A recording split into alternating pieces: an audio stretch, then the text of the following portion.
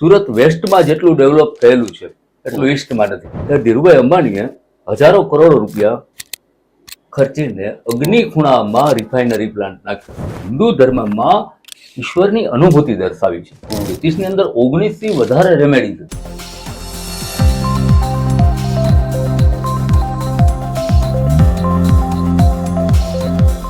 નમસ્કાર, હું છું વિક્રમ વકીલ અને આપ જોઈ રહ્યા છો હોટલાઇન ન્યૂઝ. આજે આપણી સાથે મહેમાન તરીકે છે ડોક્ટર હિતેશભાઈ મોઢા. તેઓ પોરબંદરથી છે અને ખૂબ જ વિદ્વાન વાસ્તુશાસ્ત્રી અને જ્યોતિષશાસ્ત્રના જાણકાર છે. આમ તો એ પ્રોફેશનલ ડોક્ટર છે, પણ એમને આખા દેશમાંથી ગુજરાતના વિવિધ શહેરોમાંથી અને આખા દેશમાંથી એમને વાસ્તુના ગાઈડન્સ માટે બોલાવવામાં આવે છે. આજે આપણા સુરતના મહેમાન છે અને આપણી હોટલાઇન ન્યૂઝ સાથે વાતચીત કરશે. હિતેશભાઈ, આપનું ખૂબ ખૂબ સ્વાગત છે. નમસ્તે. હિતેશભાઈ, પહેલા તો આપણે જાણીએ કે ભાઈ ઘણા એમ જે ટીકાકારો છે એવું કહે છે કે આ વાસ્તુશાસ્ત્ર જે છે, આપણે પહેલા થોડીક વાસ્તુની વાત કરી લઈએ કે વાસ્તુશાસ્ત્ર છે એ બધા ભલે સાયન્સ કહેતા હોય પણ એમને વિશ્વાસ નથી. આ બાબતે શું કહેવું તમે? પહેલી વાત તો જેટલા લોકો આની ટીકા કરે છે, ટીકા કરનાર એક પણ લોકો વિજ્ઞાન નથી ભણ્યા. એ કાં તો BA થયેલા છે, સંસ્કૃતના અનુવાદ પાસ કરીને BA થયેલા છે, કાં BCom કરેલું. હવે જેને એસ્ટ્રોફિઝિક્સમાં BSc કર્યું હોય અથવા એન્જિનિયર હોય, આપણે જેને સ્થપતિ કહીએ, કારણ કે એન્જિનિયર અલગ અલગ પ્રકારના છે. જે સ્થપતિ છે એને મેં જ્યારે વાસ્તુના પ્રિન્સિપલ શીખડાવ્યા છે ત્યારે એ લોકો સીધા વાસ્તુના અનુસારી બની ગયા. એને મારે બીજો એક સિદ્ધાંત, હમણાં હું એક ટેમ્પલ પ્રોજેક્ટમાં કામ કરું છું. મારા મિત્ર એન્જિનિયર બહુ નાની ઉંમરના છે, 32 કે 33 વર્ષની ઉંમર છે, ભદ્રેશભાઈ સોજિત્રા. હું ગ્રંથો લઈને અમે ડિબેટમાં બેઠા, મને એને વાસ્તુ શીખડાવતા એ વ્યક્તિને 12 કલાક જ થઈ.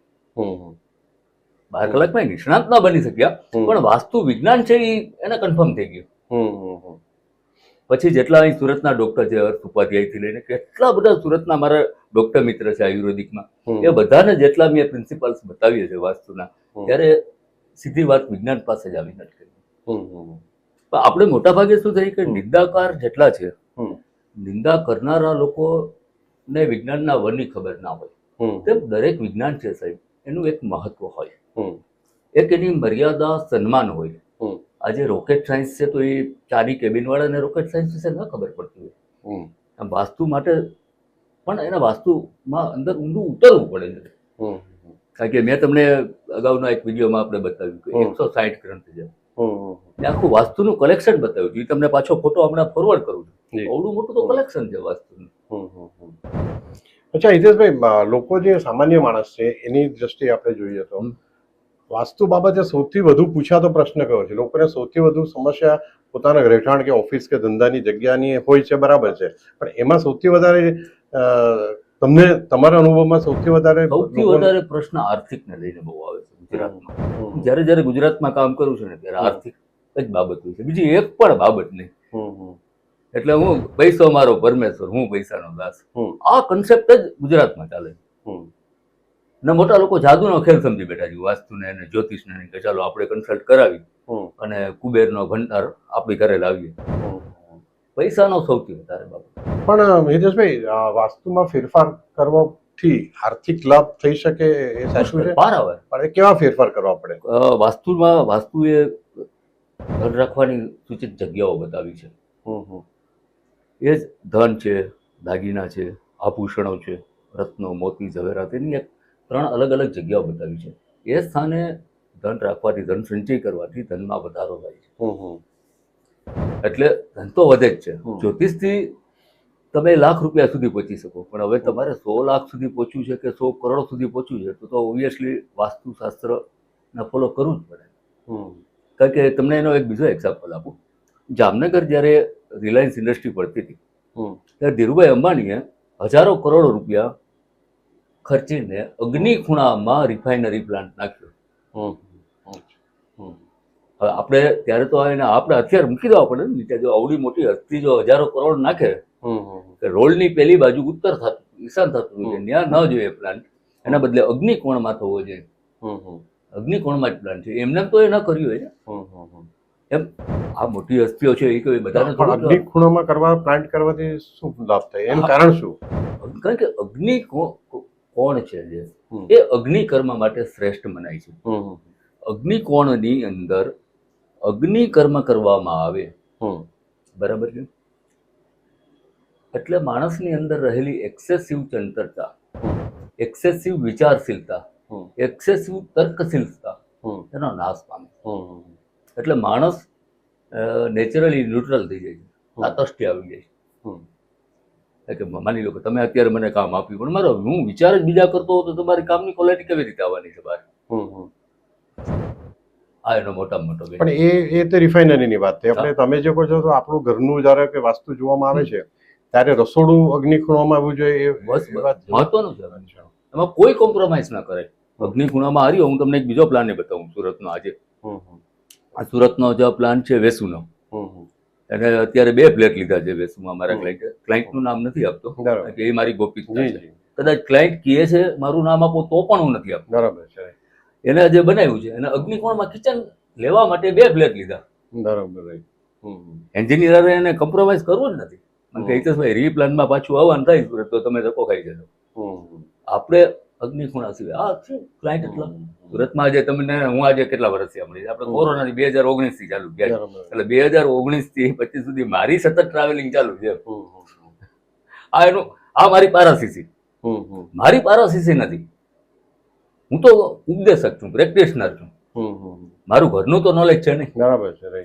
જે શાસ્ત્રમાં છે એના મેં મૂળભૂત અર્થઘટન કાઢ્યા છે, અને એ અર્થઘટન પ્રમાણે હું લોકોને એડવાઇસ કરું છું, અને એ લોકો એનું ઇમ્પ્લિમેન્શન કરે છે અને રિઝલ્ટ મેળવે છે.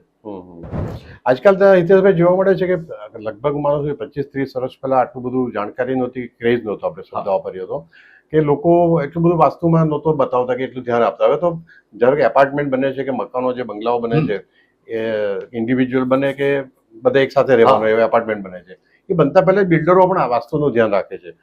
એવું આપણે લગભગ જોઈએ છે.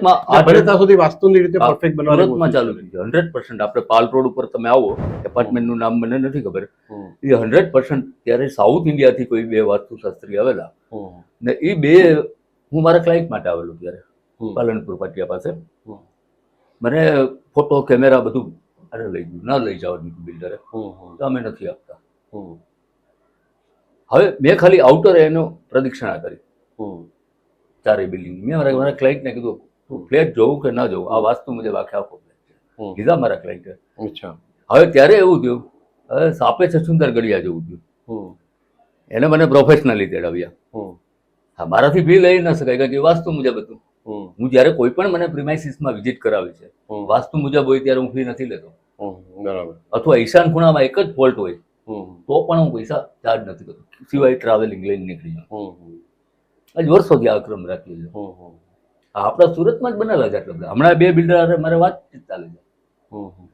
અર્ધું 24 એટલે એક બિલ્ડિંગમાં 2 ફ્લેટ, એ 2 વિંગ બનાવવાની છે. એટલે હવેના બિલ્ડરો તમે પોતાના અંગત જેમ બધા અંગત પોતાના ડોક્ટરો રાખે છે, વકીલો રાખે છે, એટલે વાસ્તુશાસ્ત્રી બધા ઉદ્યોગપતિના છે. તમે મને બતાવો કયું ઉદ્યોગ ગૃહ ભારતમાં એવું જે નથી કે જેના જ્યોતિષ અને વાસ્તુશાસ્ત્રી અંગત ના હોય. એ બધાના ફાવલા છે, જે ગંધાતા ફાવલાઓ એ રાખે છે. એના કરતા તો દેવજ્ઞ તો રાજાની બાજુમાં જેની ખુરશી પડે એ દેવજ્ઞ. દેવજ્ઞ એટલે વાસ્તુશાસ્ત્રી, જ્યોતિષ, આયુર્વેદનો નિષ્ણાત, એ બધા દેવજ્ઞ કહેવાય છે. આ ગંધાતા ફાવલાઓ એ રાખે છે, ફેમિલી ફાવલાઓ એના પગે રમે છે. અમે તો એના કરતા 100 ટાઈમ બેટર છીએ. અમે ઉપદેશ તો નથી આપતા, ઉપચાર કરીએ છીએ. અમે એમ નથી કહેતા કે લાઈફ કેવી જીવી જોઈએ. અમારી પાસે ઉપચાર છે કે તમારી પાસે તમે દર્દ લઈને આવો, દવા કરવા બેઠા છે. અચ્છા, હવે આપણે વાસ્તુશાસ્ત્રની જે વાત કરીએ તો એમાં ધારો કે કોઈ મકાનનું તમે વાસ્તુ જો એકદમ નકામું છે તો એ તમે એમ કહો છો કે આ મકાન છોડીને તમે બીજે રહેવા જાઓ, અથવા કે એમાં કઈ ફેરફાર સૂચવો છો? જેમાં પહેલી વાત તો બધું જ જોવું પડે. પહેલી વાત કે મકાન ધારક છે એની આર્થિક સ્થિતિ કેવી છે, એ એફોર્ડિંગ છે. આપણે તો સલાહ દઈ દેવી છે, હું તો નીકળીને વયો જાઉં પોરબંદર. એની સ્થિતિ છે પહેલા એ સમજવું. હવે એની સ્થિતિ જ નથી તો એ મકાન છે 1 દિવસ મારે લેવો પડે. હું વિચારું છું કે મારે આ મકાનમાં રહેવું હોય તો હું ક્યાં ફેરફાર એના આધારે એડવાઇસ કરીએ. દરેક મકાન ખરાબ નથી હોતું, દરેક મકાન સારું પણ નથી હોતું, દરેક ભૂમિ સારી નથી હોતી, દરેક ભૂમિ એટલે ખરાબ સંપૂર્ણ સારું સંપૂર્ણ ખરાબ એવું કઈ હા ક્યાંય નથી. કોઈ પણ ગ્રહ છે એ કોઈ દિવસ કોઈ ગ્રહ પૂર્ણ શુભ નથી, કોઈ ગ્રહ પૂર્ણ અશુભ નથી. એટલે એ રીતે એડવાઇસ કરવી પડે કે ભાઈ તમે મકાનમાં આટલા નાના નાના ચેન્જ કરો. રાઈટ. બરાબર. આજની જ એક કન્સલ્ટન્સી અમરોલીમાં સવારે ગયેલો, મને કે હવે જોયું 2 BHK, મેં એની સ્થિતિ જોઈ, મેં કીધું આનું કોસ્ટિંગ કેટલું? મને કે 22 લાખ. એટલે મેં એને કહ્યું કે તમે અત્યારે 2-3 ફેરફાર મને કરીને બતાવશો. એક એમને મંદિરનું સજેશન સૂચ્યું, એક કિચનનું સજેશન સૂચવ્યું, અને એક બેડરૂમમાં કલર થેરાપીનો ઉપયોગ કરવાનું કીધું કે જે LED 0ની LED લેમ્પ 3. મેં એને કીધું 3 થી 4 મહિના પછી કેવું લાગે એ મને કીધું. ને મારો ફોલોઅપ ટાઈમ બધાને ખબર છે, 7 થી 8 હું ફોલોઅપ ટાઈમ લઉં છું. હવે એમાં જો રિઝલ્ટ આવ્યું તો પછી કંઈક બીજી રેમેડી વિચારશું. જ્યારે કોઈ મારી પાસે માની લ્યો કે આ મકાનમાં ક્યાંય રહેવા જેવું નથી, કે પ્રચંડ વાસ્તુ દોષ છે કે ઉગ્ર વાસ્તુ દોષ છે, તો પેલા આવા નાના ઉપચાર આપવા પડે. નાનામાં કંઈક એને મજા આવી, આનંદ આવ્યો, તો પછી આપણે કંઈક મોટા ઉપચાર કરતા. કે એની પણ એક મર્યાદા છે. 22-25 લાખ રૂપિયાના માંડ કરીને ભેગા કરી હોય, 5 લાખની ગવર્મેન્ટની લોન લીધી હોય, 5 લાખ કોઈ સગાવાલાએ ઉછીને આપ્યા હોય, એમને તો 20-22 લાખનું નહીં તો એને મજા તો આવતી ના હોય. એના વેસુમાં રહેવા આવતો રહીએ મોટો પૈસો હોય તો.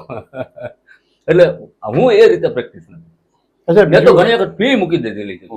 હું અત્યારે 15 કલાકના અંતરે જાઉં છું પોરબંદરથી મુંબઈ. મને એમ લાગે આ માણસની સ્થિતિ નથી.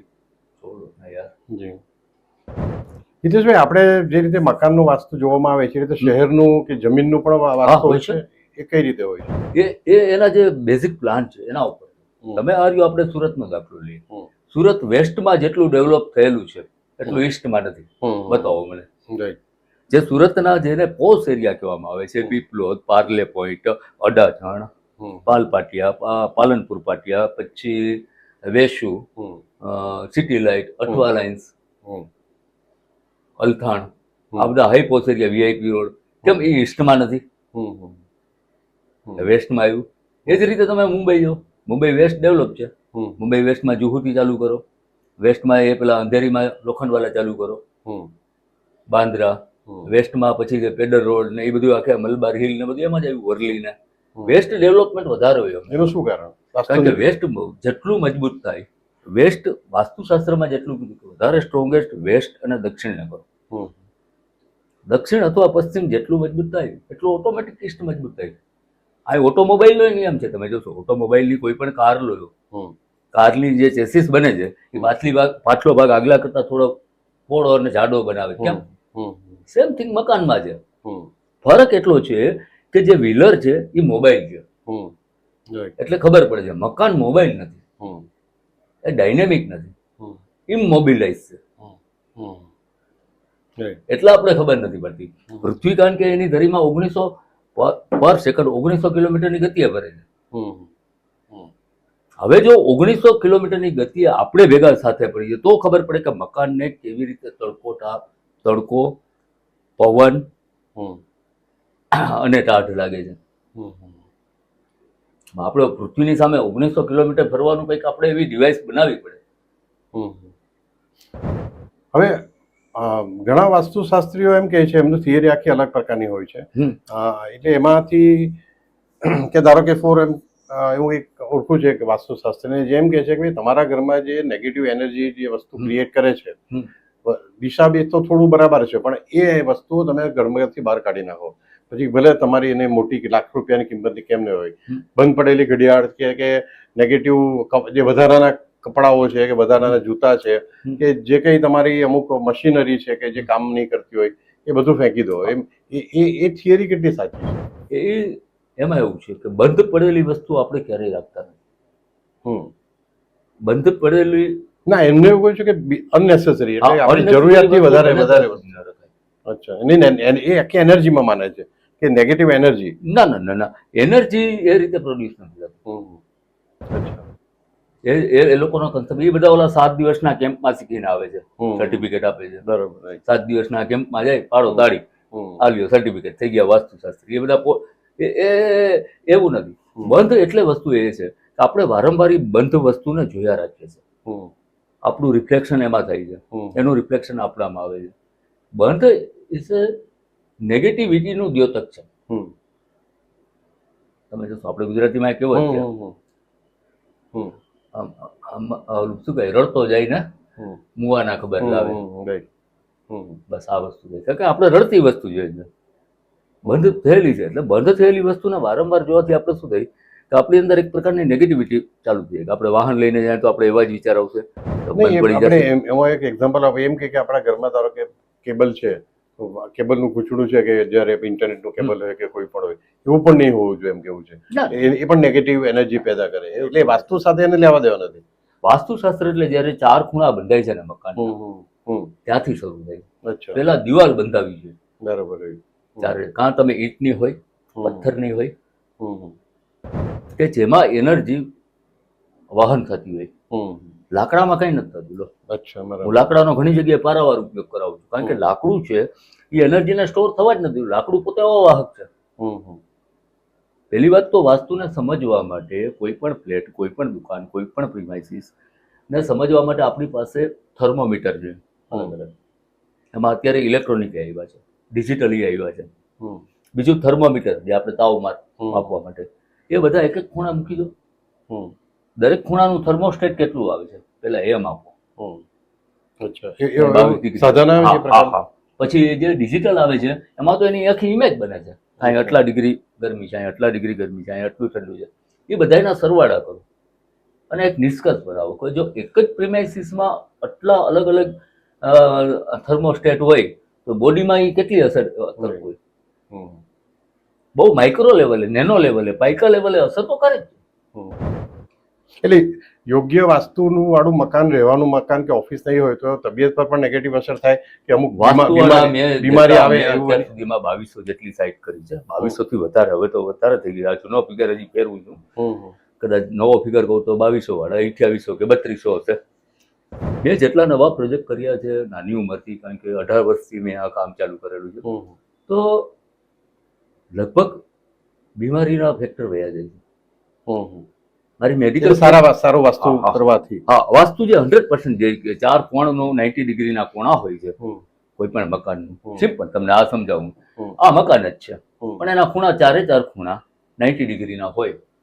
એટલે આની જે ફ્રેમ બની છે મકાનની, જે સ્ટ્રક્ચરલ ફ્રેમ, એ વાસ્તુ મુજબ બની છે. અંદર એનું જે પ્લેસમેન્ટ વાસ્તુશાસ્ત્ર એ લખ્યું છે એ મુજબ પ્લેસમેન્ટ આપ્યું. પછી સોઇલ લેવલ, ફ્લોર લેવલ એક સરખો હોય. આ વાસ્તુના બેઝિક ક્રાઇટેરિયા છે.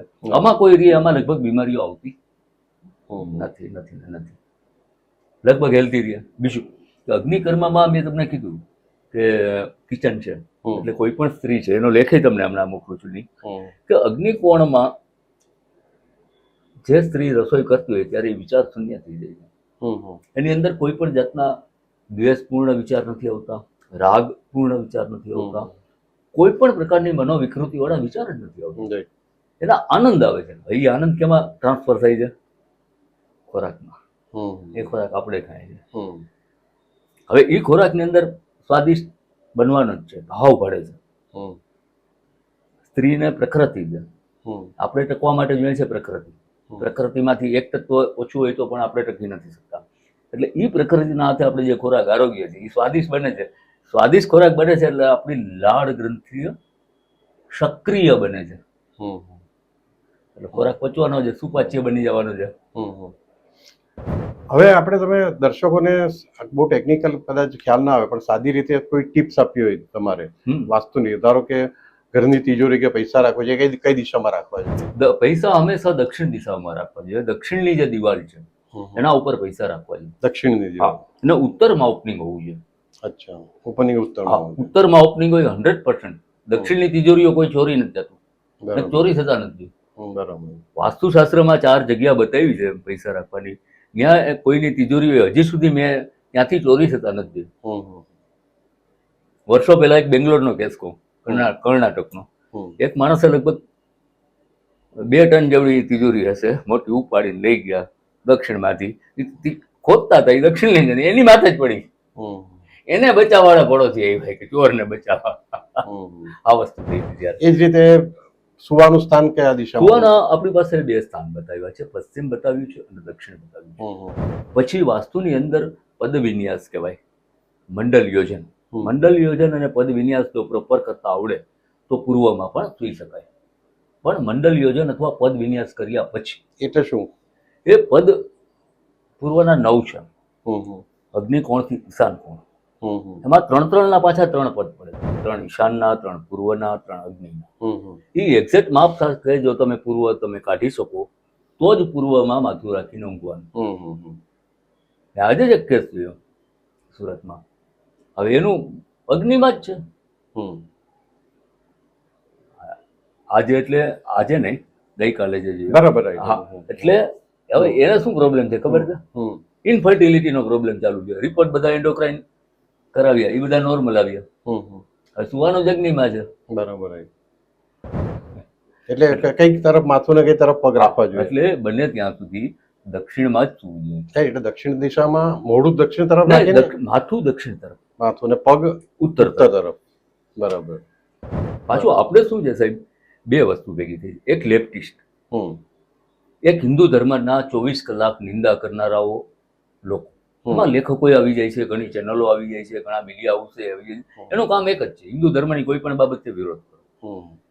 પછી આવડતું કે ના આવડતું તે સોશિયલ મીડિયામાં એક થઈ જાય. પાત્રતા હોતી નથી. લેખ લખો તો શું, એડ્રેસ લખતા નથી આવડતું. અમારા જેવા લેખમાં આવીને નીચે ટ્રોલ કરવા આવે. અરે ભાઈ, પોરબંદર ધક્કા ખાતો થઈ જાય આ ટ્રોલ ત્યાં. એટલે તમે એ એટલા માટે એનો તેજો દ્વેષ છે. એની પાસે જ્ઞાન નથી એટલે એ નિંદા લખે છે. એક આવો વર્ગ છે, આવા 4 વર્ગ. એની સામે જે આપણી અંદર હિન્દુ ધર્મની અંદર જેટલા સંપ્રદાય એવા છે, એ કોઈ આની હિમાયત નથી કરતા, વકીલાત નથી કરતા કે આ શાસ્ત્ર કેટલું ઊંડું છે. બીજું, એની સામે એન્જિનિયરિંગ કોલેજમાં ભણાવાતું નથી. બીજું, ચોથું, એન્જિનિયરની જે ટીમ હોય, એસોસિએશન છે, એને ખરેખર વાસ્તુ દોષવાળા મકાન 8-10 બનાવી અને એને ટ્રાયલ કરવી જોઈએ. બરાબર. પેલા વાસ્તુશાસ્ત્રને ખોટું પાડતા પેલા વાસ્તુશાસ્ત્રએ જેને ખરાબ મકાન બતાવીએ છે એવા ખરાબ મકાન બનાવે. માણસ રહેવા જાય ત્યારે એના પેથોલોજીકલ રિપોર્ટ કરાવે, 11 મહિના પછી પાછા કરાવે. અમારી ઓપન ગેરંટી છે, બ્રહ્મ ભાગમાં દોષ અને નૈઋત્યમાંથી એન્ટ્રી હોય, 11 મહિના શું ત્યાં જાતક 2 મહિના ન રહી શકે. અચ્છા. મેં એક લેફ્ટિસ્ટના વર્ષો પહેલા બોમ્બેમાં વર્લી સેન્ટરમાં મેં ચેલેન્જ મારી હતી, ના આવ્યો. શું થાય એમ? અરે, કારણ કે એ નેગેટિવ એનર્જીનો જ કારક છે. બ્રહ્મ ભાગમાં એનર્જી એટલે ઓટોમેટિક એને ક્યાંક એબ્ડોમિનલ પ્રોબ્લેમ થવા માંડે, લીવર ડેમેજ થવા માંડે. અમેરિકાની અંદર બોડી અને બિલ્ડિંગની વચ્ચે એક નવું સાયન્સ ડેવલપ થયું, science of building. Any master ડિગ્રીમાં વાસ્તુ ભણવામાં આવે છે. અચ્છા. સધર્ન કેલિફોર્નિયા યુનિવર્સિટીમાં કોર્સ છે.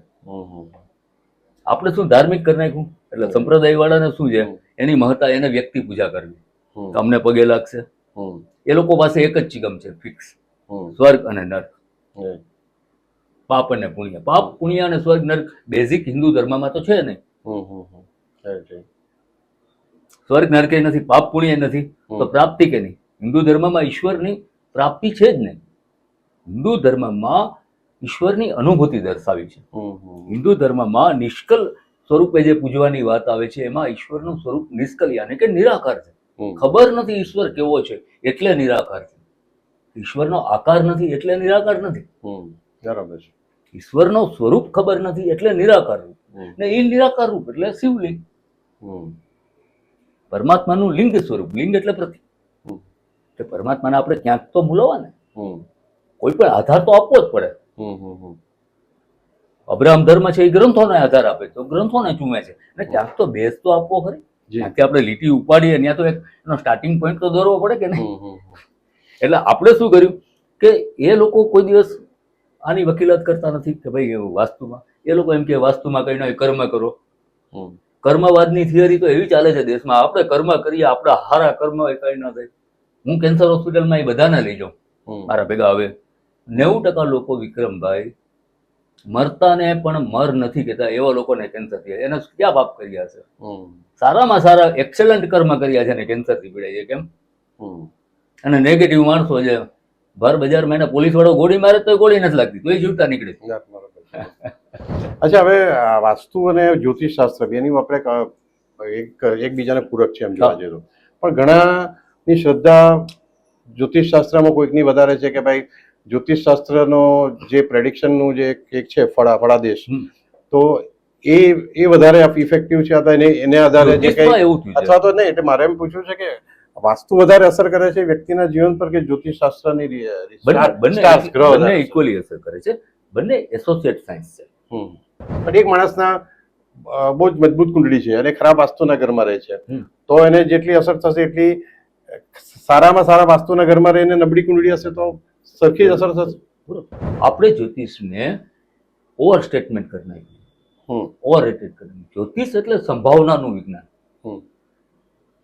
જ્યોતિષ એટલે તમારી આંતરિક કેપેબિલિટી કેટલી છે, આંતરિક ક્ષમતાઓ કેટલી છે, એ દર્શાવતું વિજ્ઞાન છે. બીજું, જ્યોતિષ એ ફળ જ્યોતિષ નથી, ભાગ્ય બનાવવાનું જ્યોતિષ છે. ભાગ્ય એટલે કાર્મિક દેહ. હવે અહીં કર્મવાદ જ્યોતિષ નો આવે. કર્મવાદ એટલે કેને કહેશો? આજે હું તમારે ત્યાં આવ્યો, હું ટેક્સીમાંથી ઉતર્યો, બરાબર છે. હવે મારી પાસે 150 રૂપિયા હતા. ટેક્સી વાળાએ કીધું કે 110 રૂપિયા, મેં 150 આપ્યા, 40 રૂપિયા મારા હાથમાં આવ્યા. એક્ઝામ્પલ જ છે આ. એમાં કોઈ નીકળ્યું, સાહેબ મારી પાસે રિક્ષામાં જવાના પૈસા નથી. મેં કીધું આપણે કઈ ક્યાં તને પૈસા ના આપું, રિક્ષાવાળાને આપું. રિક્ષાવાળો કે ભાઈ અમને રાંદેર જવું છે, એની પાસે 40 રૂપિયા છે. રાંદેર કેટલા રૂપિયા વધી? એ કે 110 રૂપિયા, 40 આપ્યા. 40 એની પાસે. ઓલાનો કહું કે ભાઈ બાકી શું ભોગવી, હાલો ચાલો હું મૂક્યો. આ હું ભૂલી ગયો. પણ આ જે કર્મ થયું છે, આ સંચિત કર્મમાં જમા થાય, આનો બને છે કાર્મિક દેહ. આપણે કર્મવાદે હજી પ્રોપર નથી સમજ્યા. ખાલી આપણે બોલતા જ આવડ્યું છે, ખાલી સારી ભાષામાં સારા શબ્દોમાં બોલતા આવડે એટલે આપણે એમ થઈ ગયું કે આપણે બધાનું રાવણ આવી જાય. આ જે કાર્મિક દેહ છે, અરે બહુ હું તમને નિયતિવાદનો એક મારા લેખ મોકલીશ, વાંચજો. એ કાર્મિક દેહ બને છે, ભાગ્ય બને છે. એને એ ભાગ્યના આધારે તમારે તમારા વ્યક્તિત્વનું ઘડતર કરવાનું છે. હવે મોટા ભાગે જ્યોતિષમાં શું થયું કે બધાને એમ થઈ ગયું કે જ્યોતિષમાં આ કરવાથી આ થઈ, તો જ્યોતિષ શું કરવાને? એના રત્નોના મુગટ પહેરીને રખડે. જ્યોતિષના આવ્યો હું પોરબંદરથી સુરત ક્યારે આવતો હું? જો શુક્ર પોરબંદર આવીને ધનનો ઢગલો કરી જાય મારે સુરત આવવાની જરૂર પડે. કર્મ તો બધી જગ્યાએ છે. બિઝનેસ માટે કરાતા શ્રમ પરિશ્રમનો તો ચોક્કસ વાત છે, પણ જ્યોતિષને ઓવર રેટેડ કરવામાં આવ્યું. મેન ઘાણી ન્યા થાય છે. કારણ કે હવે આવી વાસ્તુમાં વાત, વાસ્તુમાં પણ જે એની બેઝિક ગ્રીડ બને છે, 1 2 3 3 આડી 3 ઊભી, એના 9 ગ્રહ છે. અગ્નિ ખૂણો છે તો શુક્ર, મંગળ છે તો દક્ષિણ, રાહુ છે તો નૈઋત્ય, શનિ છે એટલે પશ્ચિમ, વાયવ્ય એટલે ચંદ્ર, પૂર્વ સૂર્ય, બુધ ગુરુ ઉત્તર અને ઈશાન. તો આ આ બધા ગ્રહોને બેલેન્સ કરવાના છે. હવે આપણે શું કે શાસ્ત્રમાં મેટાફોરિક લેંગ્વેજમાં લખાયું છે, એટલે ઇન્ટરપ્રિટ. રાવણે શું કીધું કે 9 ગ્રહને ખાટલે બાંધ્યા હતા. 9 ગ્રહ એટલે આ વાસ્તુ, કારણ કે એના વાસ્તુ મુજબ આખી લંકા નગરી બનાવી. રામ તો બહુ બાહોશ હતા, બહુ વિદ્વાન માણસ હતા. રામ બહુ નાની ઉંમરમાં, રામ ખાલી પ્રચલિત થયા છે ખાલી સીતા પ્રેમના કારણે જ નહીં. રામ નાની ઉંમરમાં, રામની જેને આપણે રામ ભગવાન વિશે કંઈ આપણે કલ્પના કરવી હોય ને, કંઈક એને આલેખન કરવું હોય ને તો બહુ શબ્દો પણ ઓછા પડે. બહુની ઉંમરમાં એને જયારે વનવાસથી લઈને છે પાછા આવું, એમાં ખંડિત એને ખબર હતી કે ખંડિતનો વાસ્તુ દોષ શરૂ થતા 1 વર્ષ લાગે ને 6 વર્ષ લાગે. જો બળી ગયેલી વસ્તુ હશે તેનો વાસ્તુ દોષ તાત્કાલિક થશે, એટલે લંકા બળાવી. આવી નાની નાની બાબતો જે ટેકનિકલ મેટર હોય યુદ્ધની, દુશ્મનને હરાવવાની, તો કઈ રામ થોડા જાહેરમાં કહે. એ તો આપણે સમજી જવાનું હોય બિટવીન ધ લાઇન્સ. સાહિત્યકારો તો એના મર્યાદા પુરુષોત્તમ, ભાઈ મર્યાદા પુરુષોત્તમ એટલે વચનબદ્ધતા. આપણે એને પેલામાં શું લખ્યું? પોલીગેમસ અને મોનોગેમસમાં અર્થ કાઢી નાખ્યો. રામ એક પત્ની તો વડા હતા એટલે મર્યાદા પુરુષોત્તમ. એટલે આવા અર્થઘટન ખોટા થયા છે વાસ્તુમાં, જ્યોતિષમાં. એટલે જ્યોતિષમાં ખરાબ ગ્રહ હશે, માની લો કે તમારો ગુરુ ખરાબ હશે, તમે વાસ્તુવાળા મકાનમાં રહેશો તો જનરલી કોઈ પ્રશ્ન આવશે નહીં. પનોતી જ્યારે જ્યારે હું જોઉં છું, જ્યારે જ્યારે પનોતી આવે છે ત્યારે એ બધાની દક્ષિણ દિશાના જ દોષ હોય, એને જ પનોતી ટોકામાં રહેશે. જેને જેને દક્ષિણ દિશા સાઉન્ડ છે, જેના મકાનમાં, એપાર્ટમેન્ટમાં, દુકાનમાં, ફેક્ટરીમાં, એને પનોતી આવીને ક્યારે ચાલી જાય છે એ જ ખબર નથી. સાઉન્ડ એટલે શું? કેવી દક્ષિણ દિશા શું? દક્ષિણ દિશા એટલે મેં તમને 3 સ્ક્વેર બતાવ્યા છે, 1 2 ને 3. એમાં એકમાં અગ્નિ આવે, એકમાં દક્ષિણ આવે, એકમાં નૈઋત્ય પાઠ આવે. આ ખરાબ હોય ખરાબ એટલે શું પણ ખરાબમાં એને જે વ્યવસ્થા બતાવી છે જે ખૂણામાં જ્યાં હોય જે ખૂણામાં હા, હોય એ વિપરીત, એનાથી વિપરીત આવી તો પ્રોબ્લેમ, હમ. બરાબર એને જ સમસ્યા આવી છે. બાકી જેને આ દક્ષિણ દિશામાં દોષ નથી હમ. એને પનોતી આવીને ચાલી જાય છે એ ખબર નથી. હું મારા લેખમાં તમને અગાઉ મેં ગ્રહણના મોકલ્યા છે હમ. કે એમાંય આપણે લખું છું કે ભાઈ આ મૂળાધાર ચક્ર ઉપર કામ કરે છે, આ સ્વાધિષ્ઠાન ઉપર કામ કરે છે, હમ. કે બચ્ચું હોય તો એને રિપેર કરવા માંડો અત્યારથી. હમ. હું યોગિક વે પણ લખું છું, આમાં યોગની પણ એટલી જ ભૂમિકા છે, યોગાસનની ભૂમિકા છે, ધ્યાનની ભૂમિકા છે. હમ. જી આપણો મોટા ભાગે વન સાઇડેડ જ ચાલે જ્યોતિષમાં રત્ન, અને કાં બહુ એવું લાગે પિતૃદોષ છે કરો કથા, બરાબર લિમિટેડ રેમેડીમાં ચાલીએ. જ્યોતિષની અંદર 19 થી વધારે રેમેડી છે. હમ. જ્યોતિર્વિદ્યાભરણમાં એટલી બધી વિધિઓ લખી છે કે મોટાભાગના લોકો તો ખબર નથી કે આટલી બધી વિધિઓ છે. હમ. મેં પનોતીમાં અભ્યંગ સ્નાનમાં રિઝલ્ટ લીધા છે. આ સુરતનું કામ જેટલું વધ્યું છે 4 કે 5 વર્ષમાં મારી પાસે, ખાલી અભ્યંગ સ્નાન. મારા લેખમાંથી લોકો સહેલું લાગે કે ભાઈ અભ્યંગ સ્નાન સારું લાગ્યું, આ રીતે ટ્રાય તો કરો, એમાં ક્યાં ખર્ચો છે, ખાલી શનિ મંદિરે લઈને તેલ જ છે, તેલ ચોપડવાનું છે, મધ્ય પૂજા, મધ્ય છાતી, મધ્ય મૂળાધાર ચક્ર, મધ્ય સાતર, અને સ્નાન લીધું છે. સાંભળજો, આ 600 કેસ છે, હું તમને નામ સહિત આપીશ. કારણ કે એ બધાની જીપેમાં યાદી છે, એટલે નામ આવે બધાના મારી પાસે રેકર્ડ કહેવાય. એ 600 પેલા અભ્યંગ સ્નાન જ કર્યું. એક વીક કરે, પછી બીજા શનિવારે, ત્રીજા શનિવારે, ચોથા શનિવારે, અને પછી રિઝલ્ટ દેખાડે ને પછી મને કોન્ટેક્ટ કરેલા. જી જી, બહુ મોટી વાત છે. હિતેશભાઈ, આ તમારી સાથે વાત કરવાની ખૂબ જ મજા આવી, અને આ વિશે જ્યોતિષશાસ્ત્ર અને વાસ્તુ વિશે આપણે હવે ભવિષ્યમાં પણ વાતચીત કરતા રહીશું આપની સાથે. બને તો અઠવાડિયે એક વખત ફિક્સ દિવસે એક કાર્યક્રમ રાખવાનું પણ આપણે ઝૂમથી ભેગા થઈશું. બરાબર, ખૂબ ખૂબ આભાર આપ આજે અમારે ત્યાં પધારે એ બદલ. આવા પ્રકારના વિડીયો તમને જોવા ગમતા હોય તો હોટલાઇન ન્યૂઝ ચેનલને લાઇક, શેર અને સબસ્ક્રાઇબ કરો.